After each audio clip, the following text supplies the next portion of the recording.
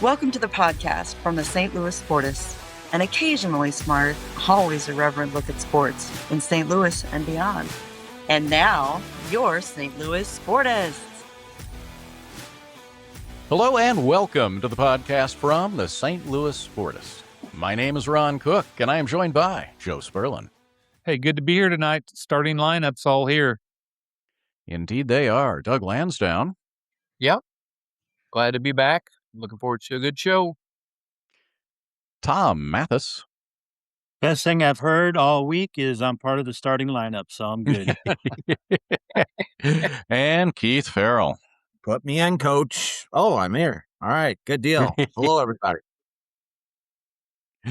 Indeed. In this edition, like a summer cold, the Cardinals are 7-3 in their last 10 and continue to hang around in the wild card race. And is a major prospect about to get the call from Memphis.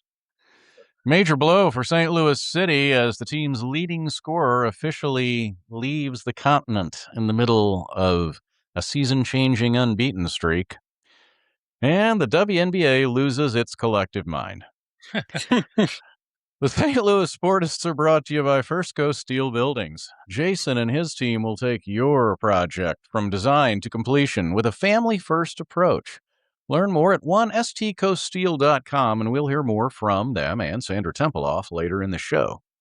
And tonight's last call is brought to you by Black Dog Consulting, LLC, here to help the one truck owner and the small fleet owner to grow and prosper. Contact Dave at 417-217-9622. Black Dog Consulting, helping you retrieve bigger profits. Folks, if you could follow us, we like followers. Followers make us happy. That way you get the pod either on your device or wherever you happen to listen or watch. You win, we win. It's a win-win-win, as Michael Scott would say, Tom. Yes, he would. So yeah, if you want to be like Michael Scott. And if you want to watch it again, we're on YouTube at STL Sportists. Time for quick hits, Joe Sperlin. What do you have? Well, I've got one. Here's the NFL training camps open. I saw this story today online of George Kittle was talking about during OTAs that they have the rookies stand up as, I think in the old days, they used to call it hazing. Now I think it's just, they had them say their name, school, signing bonus, and the new one, their NIL earnings. And they said they had them all tell a joke. So George Kittle says an undrafted rookie said he got a $30,000 signing bonus, and the players were all like, oh, hey, that's good for you, thinking this kid ain't going to make the team, so he's got $30,000. And then he said, but I made $700,000 in NIL in college. And George Kittle was like, why did you even bother declaring for the draft? Why didn't you stay and play another year? But then the funny thing had to be George Kittle, who went to Iowa, said, I probably would have made about $25,000 at Iowa, and that would have felt unbelievable. Imagine getting a $25,000 check as a college student. You could get a great apartment and not have to worry about money. And not these college kids who are putting that they are buying a $300,000 car with their NIL money. As I've said all along, I don't think the entire idea of this was that amount of money. I think it was, if you buy my T-shirt, if you buy my jersey, my name, image, and likeness, I get a cut of it. And this is another case the NCAA let them get out of control. Yeah, remember that mansion Carson Beck moved into in Miami when he transferred from Georgia? I'm kind of thinking that, yeah, you're right, Joe. That's not what they intended. Yeah. Wow. Yeah, and I think, by the way, hazing is now replaced by something like called rookie welcome or something. Right.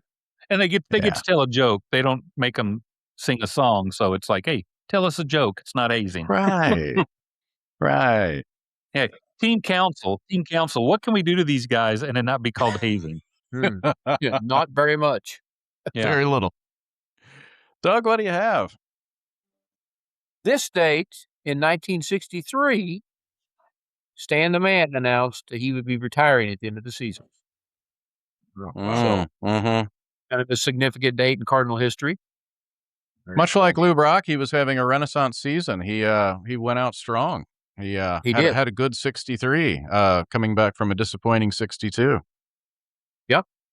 So I picked that up this morning. I was looking through stuff, and I thought, well, that's something that means a lot to all of us. So wanted to get that in tonight.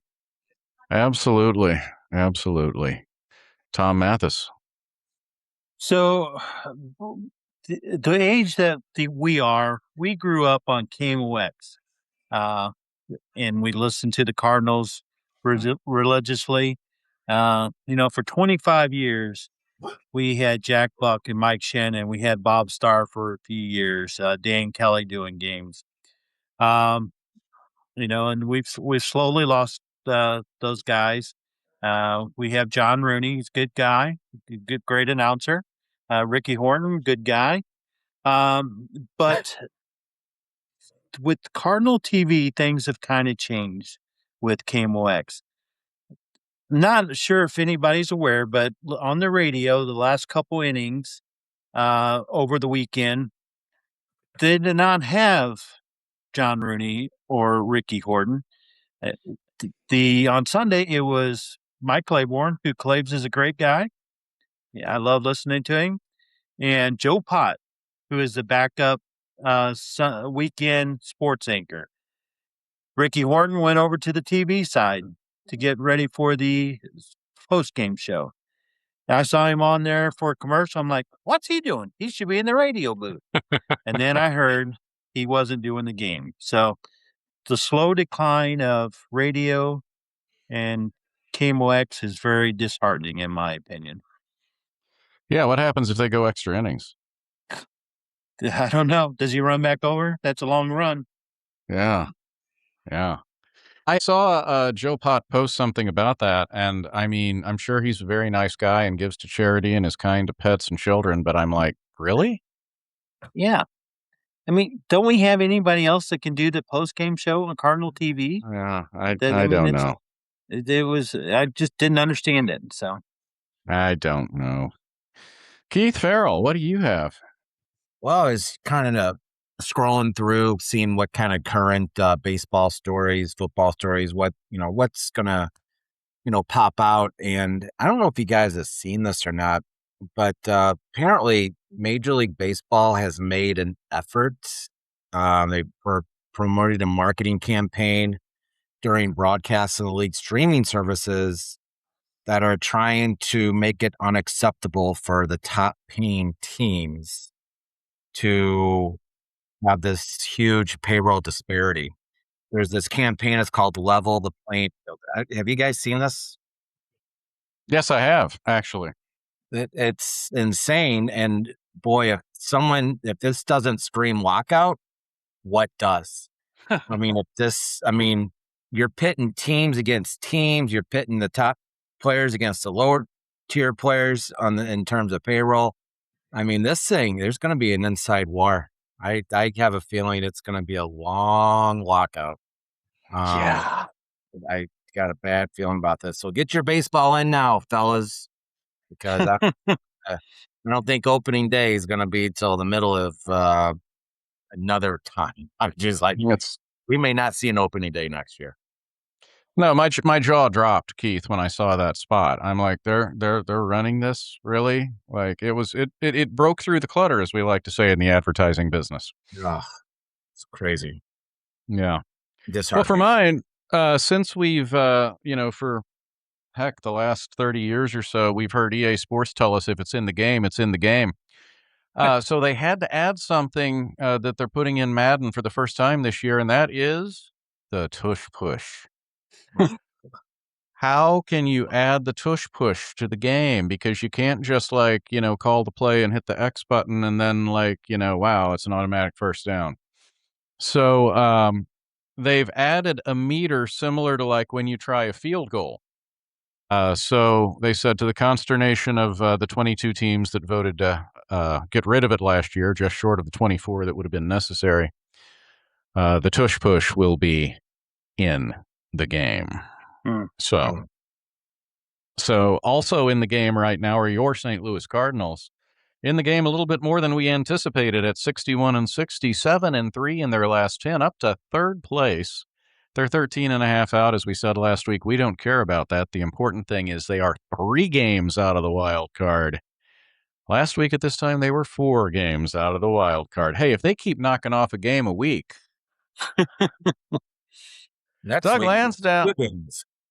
Yeah, Doug, they're still here. Kind of like that guy at the Air Force Base in the movie War Games. Hey, we're still here. What? They almost feel like they didn't really become that much worse after the trade deadline. I'm going to go back to how hard they play, and that's going to go. That you can compliment the players and the coaching staff. A lot of that goes to the coaching staff pushing the right buttons still, and yeah, and of course I was at Monday night's game. It's probably the worst game they played all year, except for the last 2 innings. Yeah. But yeah, I mean, if you'd have said, "Hey, you're gonna, win the series against Philadelphia," I think anybody would take that. Yeah, because Philadelphia is a good team. I mean, they're a darn good team. When you look at that lineup, and they've got like they're 1 through 7. We go 1 through like 5. They go 1 through like 8. Yeah. Hey, the other night, the 6, 7, 8, and 9 hitters, they were lucky if they saw one fastball in any of the at-bats. I mean, Yeah. I know you guys know it, but it was off speed. They just pepper 'em. I think you should tell the story about the foul ball.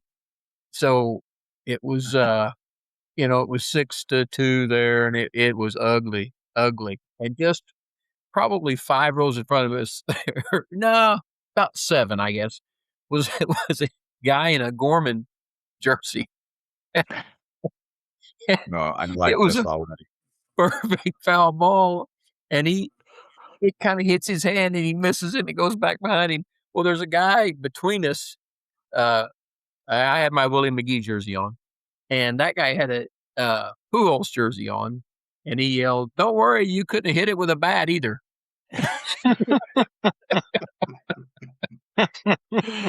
Oh. The whole section erupted. It was pretty good.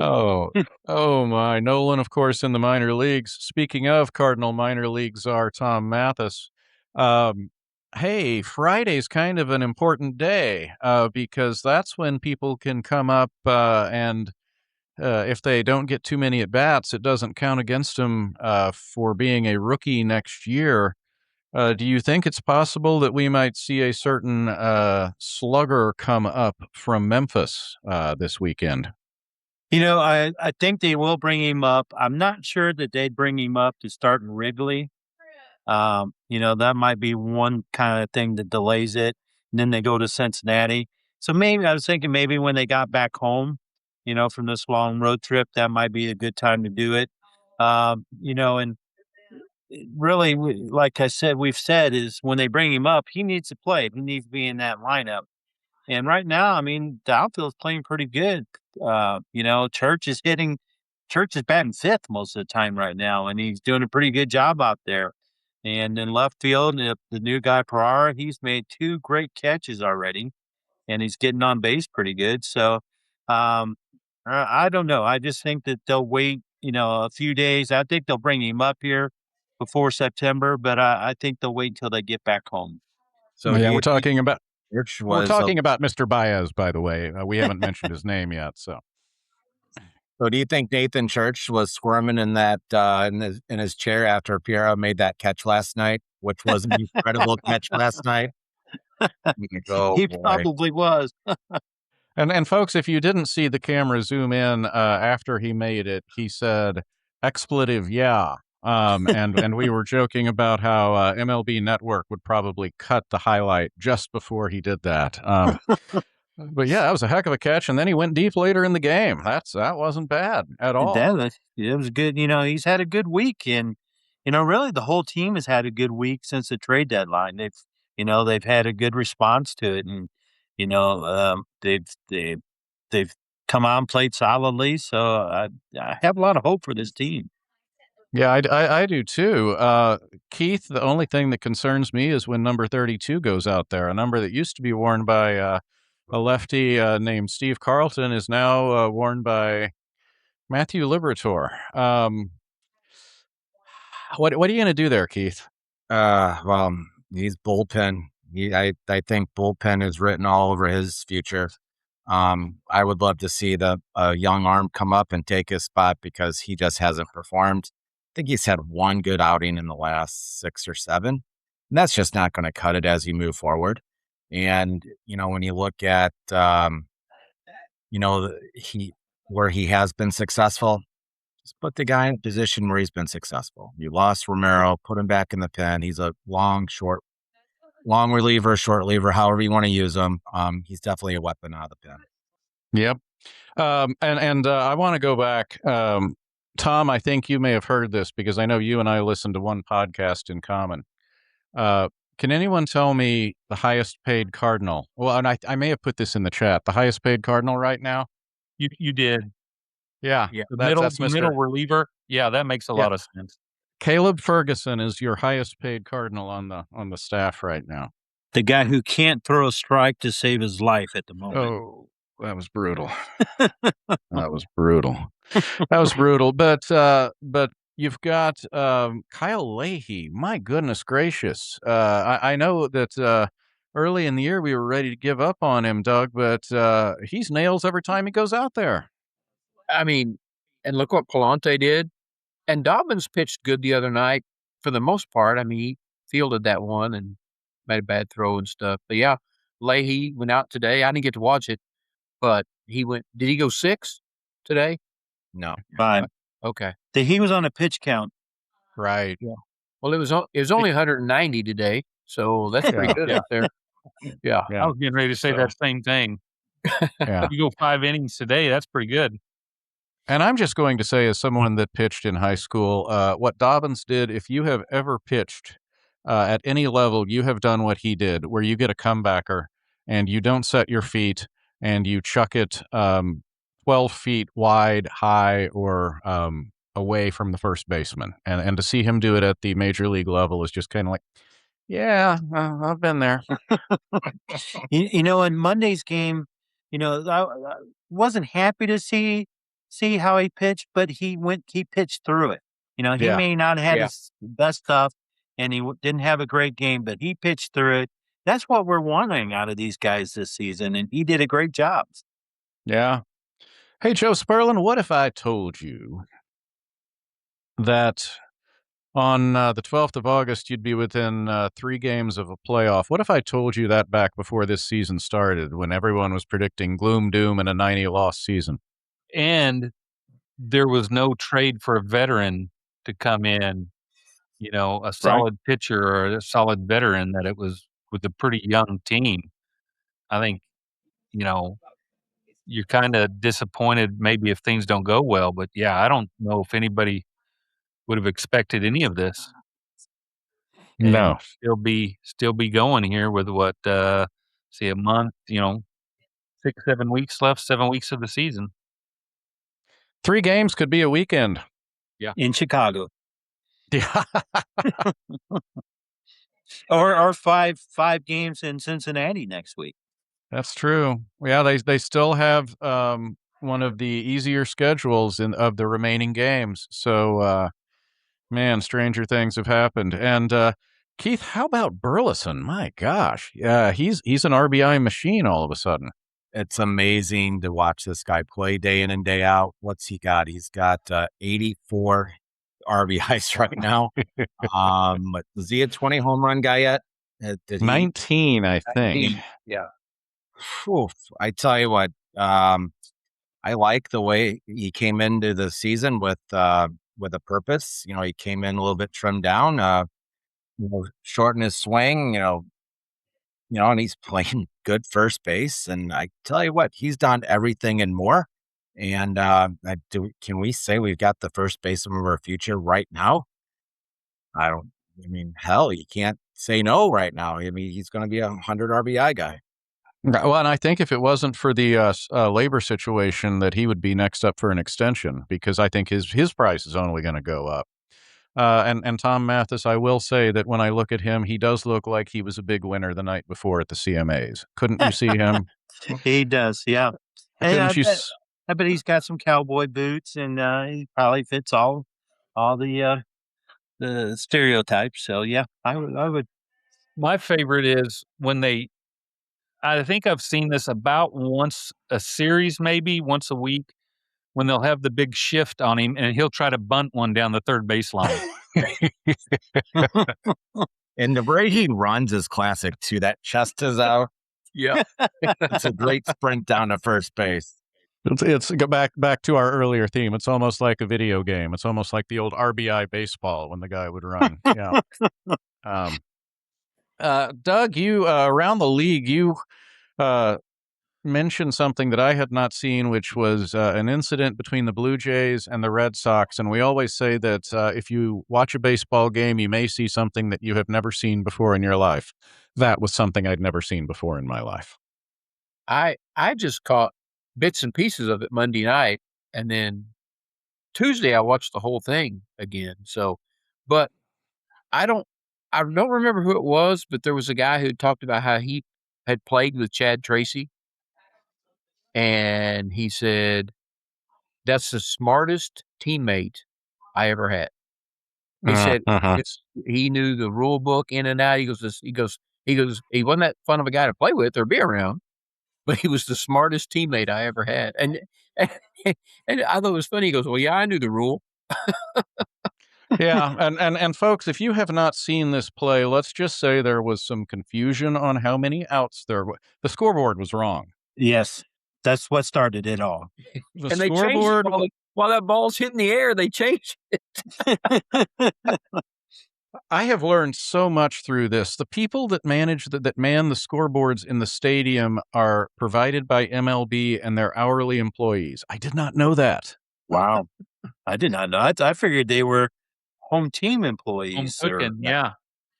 Yeah. All right. So they changed, and whoever, Tom, I think you're the one they changed the scoreboard. They changed the number of outs while the ball was in the air. And then there were runners. Where did the runners start? First and second? First and third. First and third. And let's just say chaos ensued. And how long did the review go? 11 minutes? 15. 15 minutes. 15 minutes. It took a while to sort things out. And the final outcome? Well, they gave them the run because they didn't appeal the play. But like we said, everybody thought there was 2 outs. And the one thing I heard was they were, and I didn't see this part, but the umps were pushing the Blue Jays off the field. So Yes. they really didn't have the opportunity to do the appeal. The Detroit Tigers the next day went over that scenario in their team meeting. Oh, yeah. I'm sure I would think almost every team would. And I hope college and high school teams are too. And several managers said that they had no idea how that rule would work or what the ruling would be or what the situation was. I thought it was hilarious that the umpires go, we have to call New York. Exactly. Yeah. He was not going to take any responsibility for that. Yeah, Tom, given that you and Joe Sperlin have both watched The West Wing, that was the old Leo will know what to do. Perfect. Keith Farrell, our old friend Paul Skenes, boy, has he fallen on hard times. He's had several outings where he hasn't hit 97 or 98 on the radar gun, and his last outing was 5 innings and 85 pitches.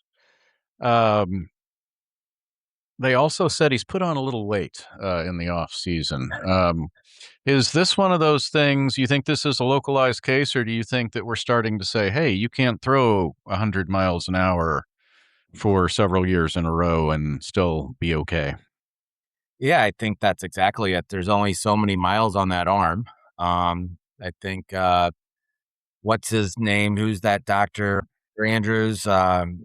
Yeah, I think they'll all tell you the same stories. There's only so much your arm has. And I think we're going to see a lot of these guys flare out, in their early 20s if they throw 4 years in college. And, you know, and, you know, and that begs the question, do these college coaches have the best interest of their program, their college program, or the best interest of the kid? And they're throwing a lot of hard innings on these guys. And they get to the majors. Oh, I don't know why they sit in the minors for a day. Just bring them straight into the majors if they got the stuff, because you got to utilize that talent while you can. But yeah, he went from a elite starter to average. So, but at least he's got Livy Dunn to go home and massage console him. Give him a And Doug, the Pirates are kind of rocking a hard place there. Intuitively, you might say shut him down for a while, but man, they're still in the pennant race. Yeah, they made more moves in the offseason at the trade deadline than they had the last 5 years combined. So yeah, they're trying. So you don't think you want to set the top dog down? No, and they got rid of Marcelo Zuna, which back to last week when we talked about addition by subtraction. The one thing I've heard about Skenes, and I don't know how true this is, it's from a Pirate fan, but he said they changed his arm slot going into the season. Why you would mess with him, I don't know. But if that's true, that's just, I don't understand why you would ever do that. Well, let's take a generational talent and change him. Yes. Yeah. Great idea. And then echoing on Keith's remarks about the college coaches, I don't know if you guys remember, but when Quinn Matthews was at Stanford, he threw 156 pitches in a game. So no, they don't care about their pitchers. They don't care about their futures. They want to win the Super Regional and get to Omaha. Exactly. That's all they care about.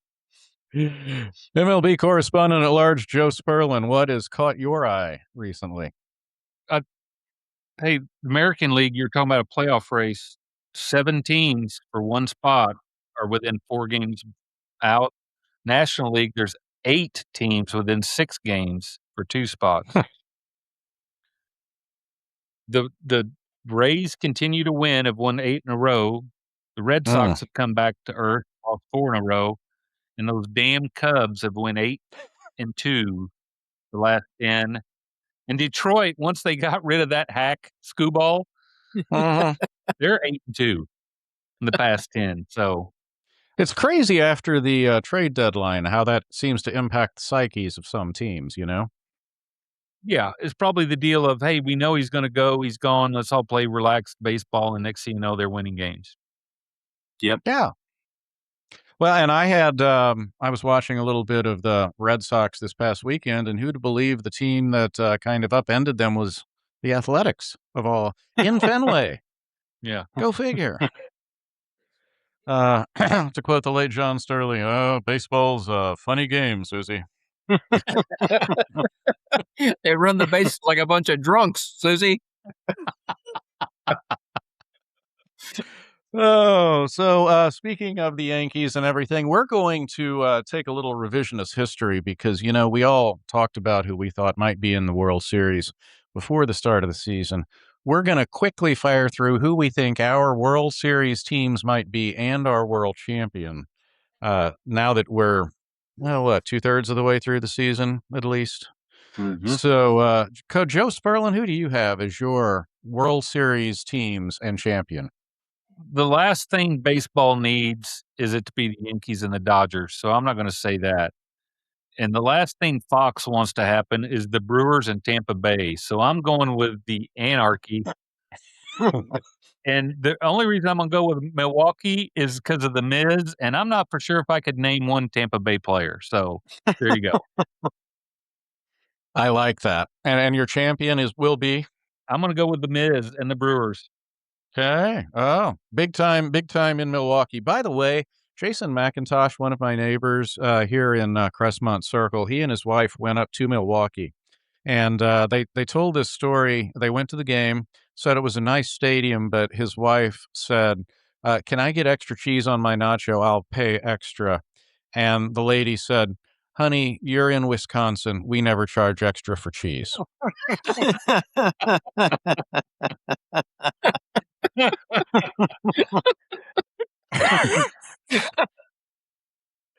So at that moment, my respect for the Brewer franchise increased dramatically. Doug Lansdowne, what do you think? Well, I think not America's team, but the world's team, the Dodgers, get there, and I think they win it again. But I think they beat the Red Sox, who get hot again, and there'll be an inside pitch that's ruled a strike by the ABS system, but Wilson Contreras will think they'll throw it at him, and he'll try to fight half the team. Like it. He might do. Do you remember Amir Garrett when he went over and was going to fight the entire dugout that one time? Yeah. I could see him doing that. Yeah. He homered again tonight, by the way. So, yeah. Oh, my gosh. Wow. You know what? The Red Sox probably think they fleeced us with Sonny Gray and Contreras, and we're like, Mr. Mathis. I, like Joe, am going to go with Milwaukee and Tampa. First of all, I'd love to see Fox have to put that presentation on for 7 games. Hopefully it goes all 7, and nobody wants to watch it but the hardcore baseball fans. So I really hope that we see that. Steven Matz is the one Tampa Ray that I can name just because he was here. So, but I'm like Joe, with Miz, and they've also got Harrison.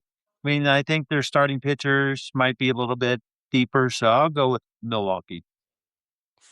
All right, and Mr. Farrell. Well, I'm going to have to stick with the Rays. I don't know. Have you guys ever been to the Trop? No.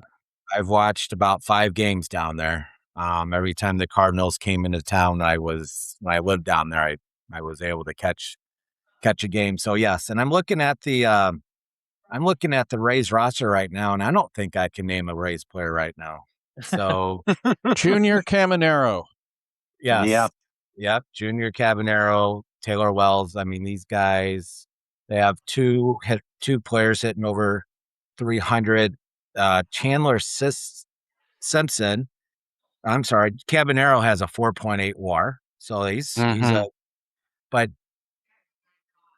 congratulations to the Rays for just hitting 1 million fans this year. To put it in perspective, the Cardinals have 1.8 million.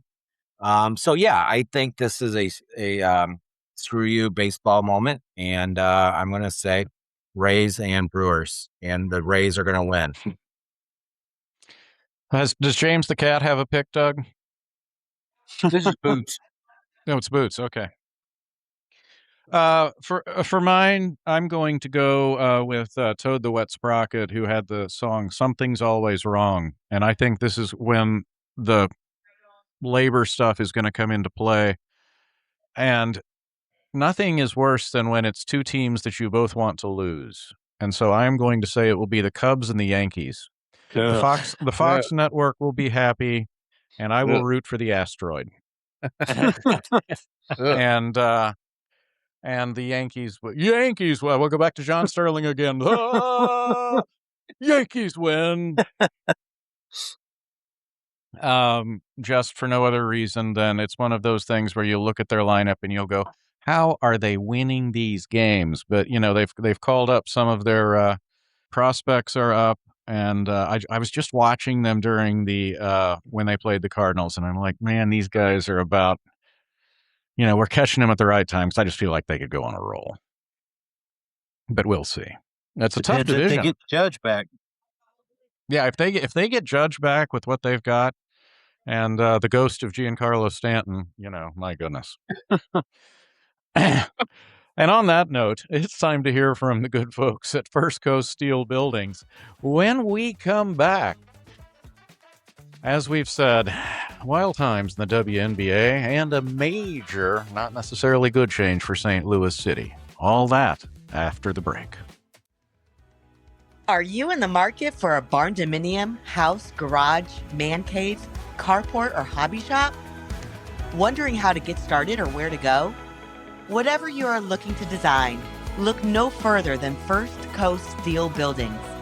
Give Jason and his team a call at 912-314-4848. They will guide you through the process, designing your building to fit your specific needs and budget. Call them today at 912-314-4848 or get inspirational ideas and start designing your own by visiting them at firstcoaststeel.com. Again, that's the number 1, coaststeel.com. Their low-cost buildings are fully galvanized steel, providing you with worry-free, low-maintenance requirements, integrity, quality, and a family-first approach. First Coast Steel Buildings, 912-314-4848 or firstcoaststeel.com. Discounts for military and first responders. And we are back on the St. Louis Sportists Podcast, joined by Joe Sperlin, Doug Lansdowne, Tom Mathis, and Keith Farrell. That's right, it's a full house. And it's also time for Loose Ends. Tom Mathis, on my notes here, I just have WNBA loses its mind. I never thought I would reach a time where the WNBA would be one of the most talked about things in the sports world. How did we get here? I really don't know. A lot of stupidity in one way, because they don't try to protect their stars. Most of these leagues, they go out and they protect them. They, kind of promote them. WNBA, they do anything but. I mean, Caitlin Clark's own coach is kind of fighting against her. Sophie Cunningham says some throwaway comments on a podcast, and she's villain number 1 in America. And the coaches and owners in the league are, they're fighting her. And then the foul that was made on her, on Sophie, I mean, in football, that would have been targeting in college football. And then Caitlin she's bumped into a referee and they kick her out of the game. It's like, okay, these two girls are, they're the most popular players in the league, so we're going to be mean girls to all of them. So I just don't get it. Keith, it's almost like it's broken down by WWE, where you've got your heels and your baby faces, Yeah, I tried to give the WNBA a chance. Okay, when I was in college and I covered women's sports, that was my first beat. It's a different brand and more, I think you can kind of say more pure brand, because it's not just a dunk fest every game like the guys try to play, or an inside game. It's an inside out game. It's more of a pure style, but this style of play, and I don't mind rough inside play, but what they're doing to this game, they're bringing in the politics and so much outside noise, the racial undertones, overtones, the transgender issue. And then you got these dopey coaches that are not defending their players. And I think the assistant attorney general for the state of Florida said, you bring the WNBA into my state and I'm going to have an assault charge on Carrington on that play. And then you got a former Indiana basketball player and assistant coach with Bobby Knight, Dan Dakich. He's in the broadcasting field now. He went on to say that Indiana coach Stephanie White is the dumbest coach he's ever seen. I mean, she I haven't seen that one. walked her way out of the box with this, and it's just this revolving door of dumbness that's going on. And I don't understand how they can get themselves out of this box without there being some extra noise, extra attention heading their way, and not good attention. Yeah. Hey, Joe Sperlin, you like to say kids go to law school. Well, now it was like your two worlds collided this week because you can go to law school and litigate the Little League World Series. Well, I had a hard time finding out why there was a court case to Tulsa, but I guess they ended up they were ruled an ineligible player. And Tulsa went and got a judge from Oklahoma to say that they needed to replay the game. Now, the thing I loved about it was a Little League World Series. The judge said they have to replay the game they didn't get to play, and the Little League World Series said, "Okay, come on down to Texas and play, but the team's not going to be there. They're going on to the World Series, so you do whatever you want." So the Little League World Series pretty much said, "We don't care." And I think when there got to be more information, I think it was something that the Oklahoma team really did not want to go public with a lot of things. So it's still one of those things that it's just craziness. And this isn't the first time. I mean, you go back to we've had a pitcher that was much older than he was supposed to be a few years ago. This is not the first brush with impropriety in the Little League World Series. I think it ended up being this player was not in the area, and they ended up getting him to somehow said that he was eligible. So yeah, but the good news is that the Little League World Series, Joe, is just around the corner. Yeah, and it is. It'll be here. It'll get started next week. Now, I've also got to say this, Ron, since we're on the attorney section. Yesterday, the NCAA revoked the Colorado injunction from out there. So right now, those players are not eligible to play. Oh my gosh! Now that was as of yesterday, and I think it's going to be Monday. They're going to go back to court over all this. But the best line I found was the judge in its ruling said, quote, "The NCAA made its own choice, which comes with its own consequences." You see, this is why you need to listen to the Sportists every week, because if you listened last week, you're like, oh, these guys are all good. But, nope. You got to tune in and find out, oh, there's been another ruling. So tune in next Wednesday when we'll find out what they talk about on Monday.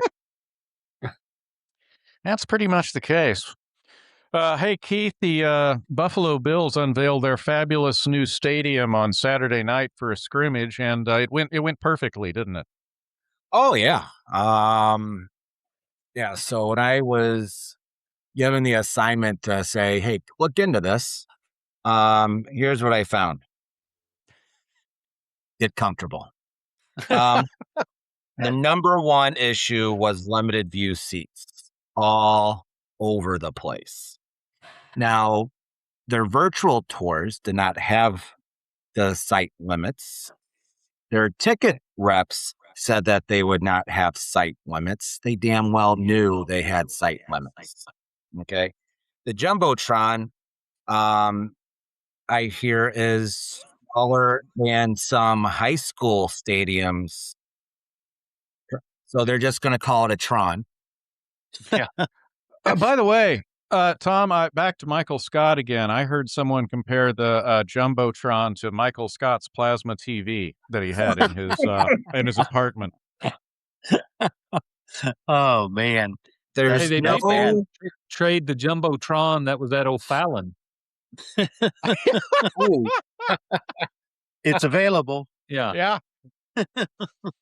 there's no bathroom in the nosebleed sections. Oh God.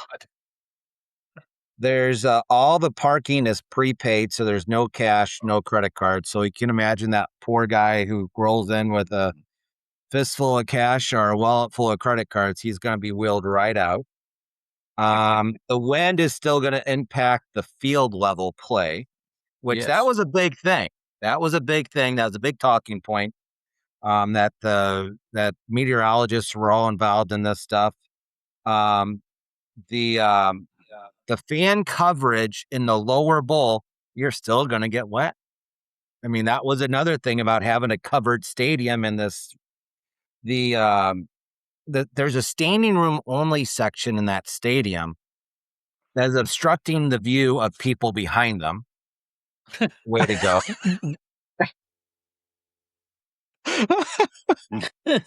So they showed some of these seats, which is classic. So a lot of these sites showed like pictures from the fans.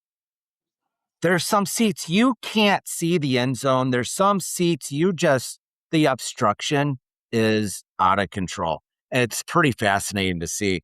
And to go one further, the best part of this whole story, the absolute best part of this whole story is that a group called Populous designed the stadium, and they were out of Kansas City. So Kansas City, which has eliminated the Bills for the last 6 seasons of the playoffs, they always get the last word for like the next 30 years. So, but I'm going to give you a couple other good numbers. Okay, this stadium was $2.2 billion. The state paid $850 million of it. So the state has some ownership. They sold 54,000 PSLs, ranging from $1,000 to $50,000. A 300 level ticket is $5,500 for a season ticket. Is $687 per game. Unreal, man. That's good thing it's the only sport in Buffalo. My God. You got the Sabres, but shoot, I mean, come on. Hey, Doug, do you remember when they built or not Candlestick? You remember when they built the new giant stadium? It's PNC God. I forget what they call it now. And they were giving a tour, as the legend goes. And one of the people on the tour said, "Where are the bullpens?" Yeah, that's right. Yep. Mm-hmm. And the guy said, let me ask someone. Yep. And that is why, if you've ever wondered why the bullpens are on the field at that stadium, they literally forgot that. And and Ron Luciano talked about one of the stadiums in the 70s that forgot umpire rooms. So it's, there's always stuff like this, Keith. But there was one of those obstructed pictures that you could tell they forgot to put like handicapped seating, and they just stuck like a handicap ramp. They just stuck a ledge over the railing, and it's enough for maybe 2 wheelchairs, and that's going to be a tight squeeze. And because of that, you can see a third of the field, maybe, from this certain angle of seating. Now Buffalo is sitting there. This team, what a nightmare they're going to deal with. Just wow. And hey, Kansas City fans, good luck on your new stadium. That's all we have to say. Oh yeah, and Populous. That spells doomsday for them. Yeah. Hey, Doug, the PGA is going to Memphis this weekend. They're starting the FedEx Cup playoffs. And next week, they will be here at good old Bellerive, not that far as the crow flies from where I'm broadcasting from tonight. So for those of us that may not be as familiar with how the FedEx Cup work. How does the FedEx Cup work? The playoffs. So they do the point system. The top 70 point getters are playing there at Memphis. And then they'll cut it to 50 for the ones that don't melt. Because I think they said it's going to be 104 there on Sunday. And then, so up there at Bellerive, you guys will have 50 of them trying to get to the top 30, and the top 30 go to Atlanta. So okay, there's always some guy that's like, he's going to be somewhere from like 62 to 70 that'll play lights out and get in. And there's always 1 or 2 on the bubble. And then it's kind of the same thing. But I mean, there's very little upheaval at this point. Where you said, Now, Doug, they're not doing the deal where Scotty Scheffler gets like an 8-stroke lead. They quit that. When they go to Atlanta, they've done away with that. No, he won't start 10 under and all that. Yeah, that was always that was nutty. Yeah, he even said last year, he goes, I don't know how many under par I am. I don't know for sure. So. And now we know all about the majors, but if you, I'm guessing you win big cash money if you win this FedEx Cup. You win big money. Yeah, big money. Uh, I don't know what it's up to now. Several years ago it was a big deal because it was 10 million. So Wow. yeah, and it's Well, the quite a bit more purse than in that. St. Louis is 20 million. Yeah, it's quite a bit more than that now. Wow. And one of the things, Doug, you don't think of you don't think of these things until people smarter than you point them out.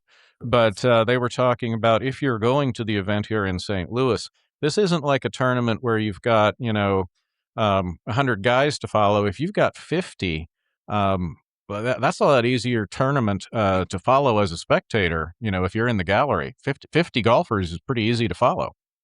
It is. Yeah, it is. You find a hole that works out well where you can see two or three different, hit a shot into a green or an iron or a tee shot, and you get right there and you can watch several good groups come through. So, and they'll be paired up like the guys that are 70th, 69th, 68th in points, they're together. The guys that are 1, 2, 3 in points, they're together. So Yeah. I like how they do that for the first couple rounds. So over there next week, it'll be 50, 49, 48, something like that. Or maybe they may be twosomes by the time they get to Belle Reve. Yeah. Yeah. And Belle Reve is set up perfectly to where you can catch 3 or 4 groups, coming through, different holes. So Yeah, we were that's a there. perfect We were setup there for in it. 2018. Yeah, to PGA. What a Yep. great course! Great course. It is. Really It is. Yep. And it's in, this has been one of Tom, I can't remember, Tom and Keith, I can't remember in August where the lawn has looked like this without watering. It's crazy. This has been one of the summers where we've just got a crazy amount of rain for as hot as it's been. And they said that Belle Reve looks amazing right now. So it's not going. Yeah. Not going to look like the British Open track, Doug. Or, I'm sorry, No, the Open No. the Open Championship. I was kind of worried about that, but that's good to hear. I mean, yeah, we've had good timed rain, I guess. Exactly. It gets hot for a few days, and then we get 2 inches of rain in 3 hours. Yeah. Hey, Keith, I'm going to zip through St. Louis City here, and I'm just, the headline is Marcel Hartel is gone. He's in Europe. He did his goodbye message. Hey, Doug, those goodbye messages, have become a thing. I think a guy like me writes most of those goodbye messages, to the city. Dear St. Louis, you stole my heart in the 2 years I was here. Anyway. So Marcel is gone. They did say that the sporting director, Corey Ray, has been working on a replacement for some time. So apparently this was not a surprise. And this Saturday, Keith, it's kind of a big deal. Your St. Louis City will take on third place San Jose on the road at 9:30. And the Hulse is going to make his debut this week. We saw Matan, the water bug, as I called him last week, make his debut. We may see him for the whole, if not 90, at least you'd think 60. What are you looking for this Saturday night? Well, I'm looking for an unbeaten streak to continue, to be quite honest with you. I mean, when someone goes, it creates an opportunity for someone else. And, this team has played together, and it's been someone's down, someone steps up type of half season for this team. So, I'm looking for Sang Ben to come in and capitalize on his opportunity. And Betcher, well, let's just move on from him because he's had plenty of opportunity. He only has 2 goals this year, but Leuven, Sangbin, McSorley maybe, and the new guys, they've got to step up. And I think there's one thing that on Marcel Hartel's goodbye thing, he said, St. Louis, stick with the plan. So Yeah. I think that's a coaching thing, right? And everyone's buying into it. So that's the reason I think this unbeaten streak can continue. So Yeah. let's stick to the plan, boys. I agree completely. And with that, we've reached the last call, brought to you by Black Dog Consulting. And with over 38 years in the transportation industry, our buddy Dave knows where to look to find those pennies per mile that make the difference between just getting by and profit and growth. From one-truck operations to small fleet owners, He has a proven multi-million-dollar track record to help you retrieve bigger profits. Contact Dave at 417-217-9622 or David at blackdogconsultingllc.net. You can also check out the website blackdogconsulting.net. Joe Sperlin, what is your last call? The old saying, does history repeat itself? August 12th, 1994, the longest work stoppage in baseball history, lasted 232 days, forcing the cancellation of the 94 World Series. Tony Gwynn was batting .394. Greg Maddux had a combined 2-year season there of 94-95 where he went 35-8 with a 1.6 ERA and led to the destruction of the Montreal Expos. Yeah. Now, you want to guess what one of the main themes were cause of the strike? Salary cap. Team owners wanted a salary cap and changes in free agency to control cost. And there you have it. Some things never change. Yep. And the destruction of the Expos, because they had all those great players, they had the best combined record. Oh, yeah. And they were loaded, and they had to get rid of all of them because they couldn't afford them. Folks, if you're a baseball fan, go look at the baseball reference page of the 94 Expos. My gosh, that was loaded. Yep. And it was what? I think it was 10 years, 12 years later they ended up, but they were never the same after that. They got rid of almost all those players. And I don't want to take anyone else's. Is anyone else's last call going to be an anniversary of something that happened on this date? Yeah. Doug? Yeah. Okay, Doug. You go next because I may piggyback onto yours. Yeah. I bet we have the same first double. I bet we have the same one. I'm sorry, Joe. Joe, did you have a double? His first double. Well, probably not your first double tonight, but your first double on the podcast. Go ahead, Doug. I guarantee you we have the same one. It was from 1984. The fight between the Braves and Padres. Yes. Yeah. Yes. maybe the best fight in team sports history. Oh my gosh, yes. And Pascal Perez. Yeah, and I'd forgot Ed Whitson tried to hit him 3 different times and missed him every time with pitches. Bob Horner was in the press box, came down, put his uniform on, and blocked a Padres guy going into the dugout, and that Padre guy got ejected, but Horner didn't because he wasn't on the team. By the way, that was Doug. That was Champ Summers, who looked like a madman. Yes, through at the that back. whole fight. Yes. And then, but I think the very best part of that is in the 9th inning, John McSherry emptied the dugouts. Everybody had to go into the clubhouse. Yep. He said, and folks, you got to watch it. It's on YouTube. It's on YouTube, and make sure you find the full fight because this starts and stops 2 or 3 times. You just need to watch the whole game. And if the people that were in Goose Gossage was in this fight, Greg Nettles was in this fight, Bob Watson was Bob Gibson was a coach for the Braves. I mean,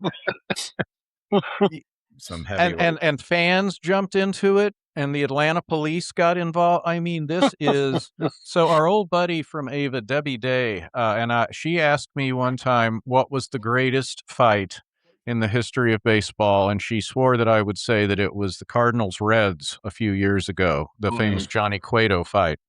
And I'm like, no, nothing, Doug, nothing will ever beat. No. The Braves and the Padres. And they said on this day. They said it started because Alan Wiggins kept trying to bunt for a base hit in the Friday and Saturday night's game, and the Padres were winning. And Perez was sitting in the first row of the dugout, mouthing him the whole time. So, very first pitch of the game, he hits him. And it's on. And then Ed Whitson, full name Eddie Lee Whitson, comes out without a shirt, which makes it even better. And he's balding, and he's like pointing and screaming. I mean, it looks like an episode of Cops at a certain point. Oh yeah, everybody needs to watch that. Please watch this. Tom Mathis, what do you have?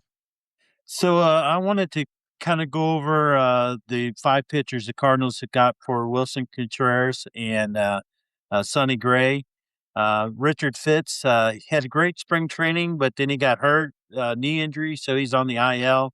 Hunter Dobbins, he's had a great season in the minors. He's up with the team, hopefully to stay now after the Dustin May trade. Blake Gaeta, he's been pitching. He was at Peoria, pitching pretty good, 2-3 with the 3.92 ERA. Like we said last week, they're challenging these guys. They're moving them up. So he's been up to Springfield now. The results aren't as great, but he's still, is pitching pretty good.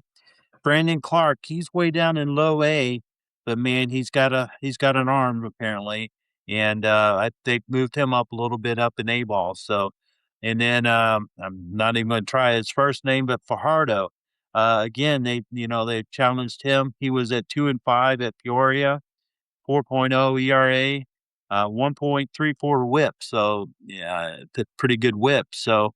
And he's been moved up to Springfield.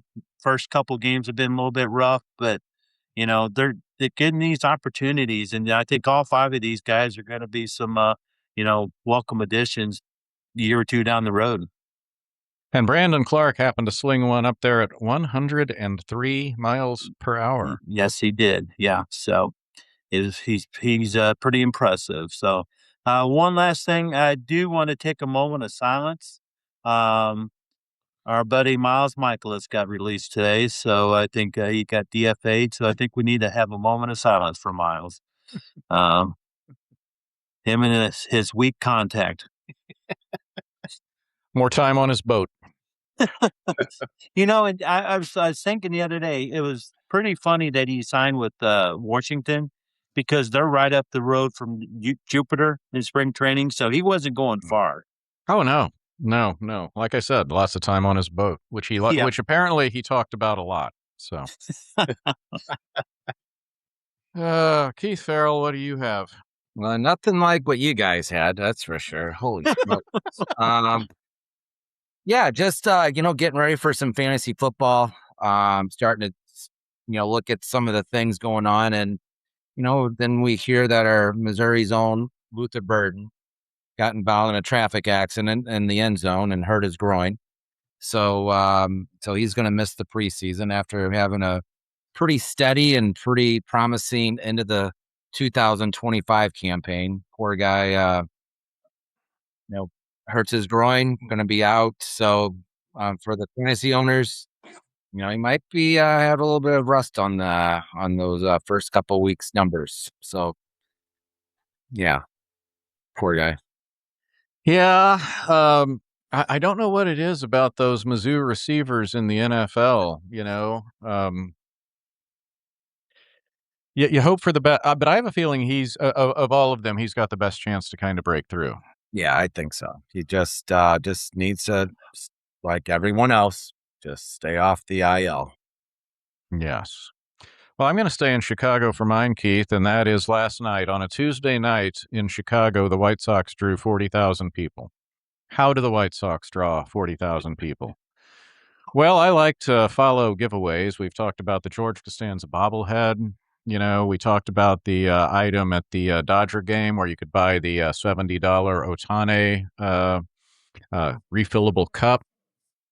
Last night, the White Sox gave away Pope hats. You heard me right, folks. Pope, P-O-P-E, Pope, as in Holy Father, hats with a White Sox logo. 40,000 of them. Were they worn by the Pope at one point? They were not worn by the Pope. 40,000 of them emblazoned with the White Sox logo. They were, during the game, going for $70 on eBay. So if you were at the game, you could immediately make $70 if you wanted to part with your White Sox Pope hat. There's lots of pictures online if you want to see one. But yes, a guy named Robert Prevost, who you now might know better as Pope Leo XIV, was a huge White Sox fan, very memorably caught on camera during the 2005 World Series at the game. Big fan. The White Sox would not confirm that he knew about the giveaway, but they would also not confirm that he didn't know about the giveaway. And so of all of the giveaways that I ever thought I would talk about, Pope hats was not on my list. No. But there you have it.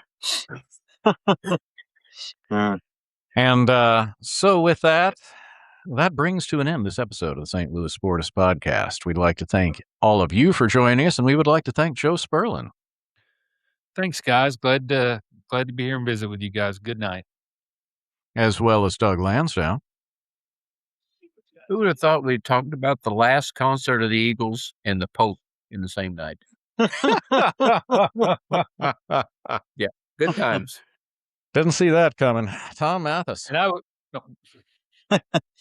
We're inching closer to college football season, so it's all good. Oh, sooner rather than later. And Keith Farrell. Have a good weekend. I feel like we're inching closer to hockey season, but I think that's still a little bit away. So can't wait to get rid of this hot weather and start enjoying some cool weather. And that's when you know it's football and hockey season. That's right. And speaking of sooner rather than later, we'll review our hockey predictions from last year on an upcoming episode. And speaking of upcoming episodes, we hope to see all of you next week on the St. Louis Sportists Podcast. And until then, take care. And that wraps another episode of the St. Louis Sportists Podcast. Please like and subscribe to stay up to date on all the latest episodes. You can find these guys on all major podcast platforms. And thanks for listening.